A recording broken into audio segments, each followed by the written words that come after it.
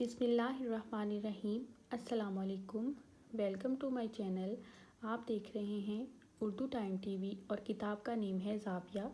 ये इशफाक अहमद की तहरीर करदा किताब है और ये उनकी किताब का पहला ऑडिशन है। तो चलिए हम इसको शुरू करते हैं। तो फर्स्ट नंबर पे हमने पढ़ा था बहरूप। तो आज हम स्टार्ट करेंगे बच्चों की नफ्सियात। आप सबकी खिदमत में मेरा सलाम पहुँचे। बच्चे की नफ्सियात के बारे में बहुत सी दलीलें एक दूसरे के मतज़ाद भी मिलती हैं कि ये बच्चा काम करता है या नहीं करता। तो मेरा इससे कोई ऐसा तारुफ नहीं था और मैं साइकोलॉजी के बारे में इतना कुछ नहीं जानता था जितना कि मेरे हम सफ़र जानते थे। मेरा ये वाक़या 1952 का है और ये मुझे शहजाद की फरमाइश पर फिर याद आ रहा है। बहुत देर की बात है। मैं 1952 में मुल्क रोम में था। रोम यूनिवर्सिटी में उर्दू पढ़ाता था और साथ साथ फ्रांसीसी और अतालवी पढ़ाता था। वहाँ पर हमारा एक दोस्त था मसूदी रियाक। वो बहुत अच्छा मुसव्विर था। मेरी बहुत अच्छे से ये इसकी तस्वीरें गाहे बगाहे बिक जाती थी और वो हमारा दोस्त था तो इसके साथ इधर लल्ले तलल्ले करने में रूम में घूम फिर लेता था। वो अच्छा शरीफ आदमी था। हमें बहुत आसानी होती थी क्योंकि इसके पास कुछ पैसे होते थे। हम 3 दोस्त थे, रियाक, मैं और एक हरीचंद जो हिंदुस्तान का था। हम इस ताड़ में रहते थे कि कोई अच्छा सा मौका मिले कि जहाँ हम पैसे खर्चे बगैर घूम सकें और इससे पूरा फ़ायदा उठा सकें, क्योंकि पता नहीं कितनी देर यूरोप में रहना था। ये तो इन दिनों 31 दिसंबर 1952 को रियाक की एक तस्वीर बिक गई तो इसने कहा मैं तुम्हारी दावत करूँगा वी या वेनी थोके, जहाँ पर एम्बेसीज़ हैं। बहुत कीमती सड़क है, जैसे हमारे यहाँ शाराए कायदे आज़म है। इस रेस्टोरेंट में, जिसका नाम अली बाबा 40 चोर था, वो एक बहुत बड़ा रेस्टोरेंट था। एक बेसमेंट में रेस्टोरेंट में बड़े खूबसूरत 40 मर्तबान थे, सतूनों की जगह बने हुए, और इसके ऊपर छत उठाई हुई थी और इसके अंदर आर्केस्ट्रा बड़ा खूबसूरत बजता था। हमारी खुशकिस्मती कि वहाँ आम तौर पर एक्टर लोग ज़्यादा जाते थे। आम आदमी की वहाँ इतनी पहुँच नहीं थी कि वहाँ पहुँच सकता। ये जो हमारा एंथोनी क्विन था, इसको वहाँ आने का बहुत शौक़ था। एंथोनी क्विन एक बड़ी अजीबोगरीब आदत थी कि औरतों जैसा मिजाज था उसका। हर वक्त अपने साथ एक शीशा रखता था। 2 मिनट बाद निकाल के थोड़ी लिपस्टिक लगाता था। इतना नाजुक मिजाज और यूं करके बाल। एंथोनी क्विन से हम बहुत मुतासिर थे, वहाँ के लोग भी मुतासिर थे और फिर इससे वहाँ मिलना हुआ। इन्हीं दिनों हमारे मशरक़ी पाकिस्तान के रबीउद्दीन वहाँ पर फ़िल्म डायरेक्शन की कुछ तालीम लेने आ गए। हमारी इवनिंग क्लासें होती थीं, इसलिए मैंने इनसे कहा 6 महीने का कोर्स है, इसमें आपको पता चलेगा कि ड्रामा कैसे लिखा जाता है, लाइटिंग कैसे की जाती है। तो चीनी चता हम जाने लगे। हमारे जो उस्ताद थे, प्रिंसिपल थे, डायरेक्टर थे, वो थे विक्टोरिया डिसीका। इनकी एक बहुत मशहूर बाईसाइकिल थी। तो डिसीका साहब के सामने जानवे तलम तय किया, लेकिन हम डिसीका साहब से ना तो इतना डरते थे क्योंकि इनका मिजाज अच्छा ना था और इनसे इतने ज़्यादा मुतासिर थे जितने इन एक्टरों से, जिनका पैंतरा और तरह का था। तो एक दफ़ा इन्होंने हमसे क्लास में सवाल पूछा, भाई बताओ कि सबसे ज़्यादा मुश्किल रोल कौन सा है जो एक्टर कर सकता है। मुझे बात याद आ गई। हम सब ने हाथ खड़े किए। तकरीबन लड़के लड़कियों का मुश्तरका जवाब था कि हैंचबैक ऑफ नोट्रे डम बहुत मुश्किल रोल है। तो उस्ताद मोहतरम ने फरमाया, दुनिया में सबसे ज़्यादा आसान रोल हैंचबैक ऑफ नास्टरडम का रोल है, क्योंकि टूटी हुई नाक, गंदी शक्ल, बदनसीब आदमी, सारी हमदर्दियाँ और इसके साथ वो रोल तो कोई भी आदमी कर सकता है। वो तो सबसे आसान है। हैंचबैक ऑफ नोट्रे डम अगर किसी ने किया है तो आप इसे बड़ा एक्टर ना माने। मुश्किल तरीन रोल ये है कि आम घराने का एक आम बाप है, टोपी उतार के रखता है, छतरी पकड़ कर रखता है, दफ्तर से आता है और फिर इसको अपना रोल करना है। जो सबसे मुश्किल है वो क्या करे, इसके पास कोई सहारा नहीं। ये बात दूसरी तरफ चली गई तो हम चले गए अली बाबा 40 चोर वाले रेस्टोरेंट में। 31 دسمبر کی رات میں تمہاری وہاں لگواؤں گا اور تم دیکھو گے کہ دن کس طرح طلوع ہوتا ہے اور سال کس طرح ختم ہوتا ہے، کیا کیا کچھ ہنگامہ ہوتا ہے۔ ہم بڑے خوش تھے، ہم وہاں چلے گئے تو جا کے جب دیکھا تو چھما چھم بینڈ باجے بج رہے تھے اور دنیا جہاں کے ایکٹرس آئے ہوئے تھے، سارے تقریباً وہاں پر موجود تھے، اور وہ بڑا اچھا زمانہ تھا جب پوسٹ واسٹل میں اٹلی کی بن رہی تھی عمارتیں۔ جب وہاں گئے تو وہاں اسٹیج کے اوپر بلیک نیگرو تھے۔ اس زمانے میں بلیک ڈرمر کا بہت رواج تھا، اب نہیں رہا۔ بیٹ بہت پیاری تھی، ہر ایک کو ناچنے کا دل کر رہا تھا۔ اچانک ریاک اٹھا، ہم سمجھے شاید کوئی اپنی چیز ڈرنک کوئی سگریٹ لینے گیا ہے، جا کر ان سے ملا میوزک والوں سے، پھر لوٹ کر واپس آ گیا تو اچانک ایک اعلان ہوا، سینوری بوانیراچے اون کانتنتے پاکستان وترادی نصرانی میں تو یہی سمجھا ہے کہ ہمارے درمیان کوئی پاکستانی موجود ہے جو بڑا اچھا گاتا بجاتا ہے۔ میں نے کہا شاید ہوگا، میں تھوڑا سا کانپا بھی۔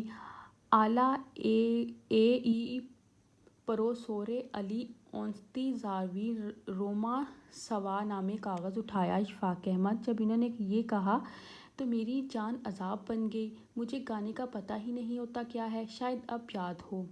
اب یہ وہاں نہیں ہو سکتا کہ میرا گلا خراب ہے، یوں ہے وہ ہے میں نہیں آ سکتا، یہ ہو ہی نہیں سکتا کہ برا لگتا ہے، یا اللہ مجھے کچھ ایسی بات یاد دلا کہ میں کیا گاتا، ہمیں لپیں آتی ہے، دعا بن کے وہ اس پر ڈرمر نہیں بجا سکتے، کچھ میوزک نہیں بج سکتا، پھر ڈانس تو الحمدللہ میں گاؤں کا رہنے والا تھا، اور ہمارے سکھ علاقے میں بولیاں بہت چلتی تھیں۔ میں اپنی کرسی سے اسٹیج پر جاتے ہوئے سوچتا گیا، یا اللہ میں کیا کروں۔ اچانک ایک بولی یاد آ گئی، شاید یہی کچھ کام دے جائے۔ اسٹیج پر پہنچ گیا تو اسٹیج فیئر ختم ہو گیا تو کچھ پہلے بھی ریڈیو کی دنیا سے تعلق تھا میرا۔ وہاں پہنچ کے اپنے کان پر ہاتھ رکھ کا سٹائل اپنا جو ہوتا ہے، میں نے کہا، بودی والا چڑیاں کار ہوں، وچارا گیٹرا گناما پیالہ لیا روپ ہینڈراں ہزار ہا بیڑیاں چار دیاں بے قدراں دیاں ناریاں بھیڈاں چار دیاں۔ جب یہ شروع ہوا تو انہوں نے لہرا اٹھا لی، جناب ادھر سے جم چکدار شروع ہو گئے۔ مجھے خالی یہی بند یاد آ رہا ہے، اس کے سوا کوئی نہیں آ رہا۔ میں یہ گاتا رہا آدھا گھنٹہ تک، اب ونس مور شروع ہو گیا۔ میں وہاں کا ہیرو بن گیا۔ اچھے گانے والے آئے ہوئے تھے، نامور گانے والے پیچھے ہو گئے۔ انہوں نے کہا، نہیں سینورے نہیں، اشفاق احمد دے نی وے دی نال ترو لوتا اعلیٰ کنتار۔ میں نے کہا، جی بس میرا اتنا ہی گانا تھا۔ اب جب میں بیٹھ گیا تو انہوں نے کہا، تم سے بعد میں بدلہ لوں گا۔ اب چونکہ مجھے اپنی اتنی ششک مل رہی ہے تو لوگ آ گئے مجھ سے دستخط کروانے آٹوگراف کے لیے، میں اس کو دے رہا ہوں، اس کو دے رہا ہوں۔ اشفاق احمد۔ میں جس میز پر بیٹھا ہوں وہاں پر ایک بہت معزز چودھری بنا ہوا تھا، دور ایک میز تھی، اس پر ایک نہایت گریسفل خاتون تھیں، اکیلی چپ چاپ بیٹھی ہوئی۔ تو انہوں نے پلٹ کر ایسے میری طرف دیکھا تو میری بالکل سیٹی گم ہو گئی، یعنی اس کا کچھ ایسا چارم تھا، اس کی پرسنالٹی اتنی بڑی تھی۔ میں اس کے پاس باادب چلا گیا، اس نے کہا سی کم دا، میں بیٹھ گیا تو اس نے کہا، گیو می سائن، مجھے بھی دیں آٹوگراف۔ میں نے اس پر لکھا، بخدمت ملکہ عالیہ انگرڈ برگ مان، اور نیچے اپنا نام لکھا۔ اور اب اس کے بعد وہ انگریزی میں پوچھتی ہے، وٹ یو ہیو ریٹن، تو میں نے کہا، I have written your name, اور یہ مجھے بڑی آرزو تھی۔ میں خوش اس لیے اٹھ کر آ گیا کہ اتنی قریب سے اتنی بڑی آرٹسٹ کو دیکھنے کی حسرت تھی، تو آپ کی خدمت میں آ گیا اور کہنے لگی، تھینک یو ویری مچ۔ میں نے کہا، سنیور یوبیر تو ریسلنی سے بھی ملنے کا میرا بڑا جی چاہتا ہے۔ وہ اس کے خاوند تھے جو ریسلنی، تو اس نے اپنا کارڈ دیتے ہوئے کہا، مجھے رنگ کریں، میں آپ کو وقت دوں گی فلاں دن اور پھر آپ آئیں۔ تو میں نے وہاں سے آ کر سب کو بتایا۔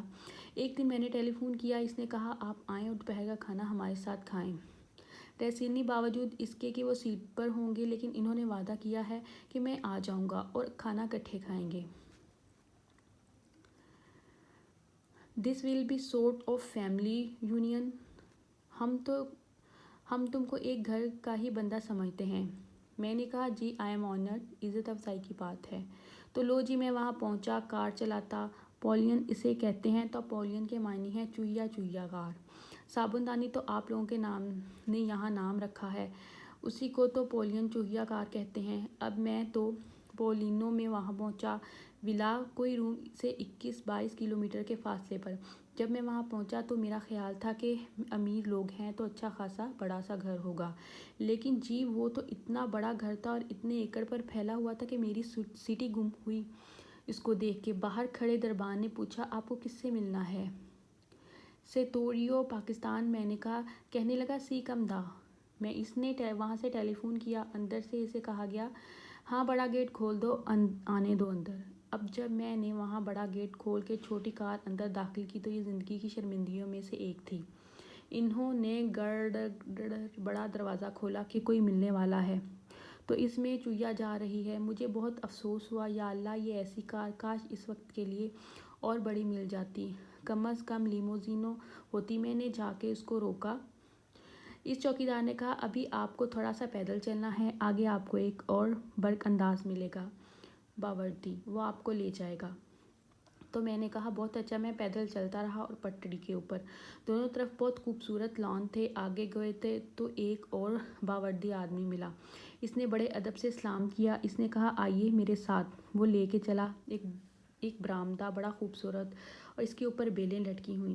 اس نے وہاں جا کر کہا میری حد یہاں ختم ہوتی ہے، اب آپ ایک اور صاحب کے ساتھ چلے جائیں۔ ایک اور صاحب جو کہ عورت اور مرد تھے، تو ان کو میں گریٹ کر کے ان کے ساتھ چلا۔ تو انہوں نے کہا میڈم بہت خوش تھیں، سب کو بتایا تھا کہ ہمارا ایک معزز مہمان آ رہا ہے۔ تو ابھی ہم یہاں پر اپنی جو یہ سٹوری ہے اس کو ختم کرتے ہیں۔ باقی جو ہے اس کا پارٹ ہم نیکسٹ ویڈیو میں آپ کو سنائیں گے۔ تو چلیے ابھی ہم یہاں پر اپنی ویڈیو کو ختم کرتے ہیں۔ اللہ حافظ۔